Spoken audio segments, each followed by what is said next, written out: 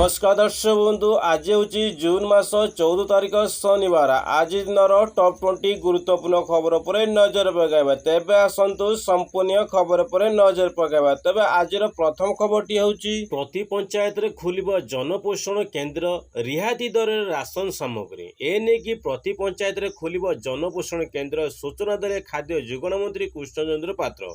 रिहाती दर ration सामग्री जोगाई दियाजिबो और चाउल, अटा, चीनी, लुण, डाली परी अत्याधिक आवश्यक सामग्री मध्य मिलिबो। एने की प्रथमे 5टी पोषण केन्द्र खोलने योजना रखिछि मंत्री। एने की कहिछि अपडेट दी राज्यर विभिन्न जिले में वर्षा होता बेले 19 तारिख जाए जारी रहिबो। एने की आंचलिक पाणीपाग विज्ञान केन्द्र सूचना अनुसार खोर्धा जिले में नयगड़ा और गंजाम और गंधमाल आज 4 जिले में वज्रपात सह वर्षा हवा हो पारे।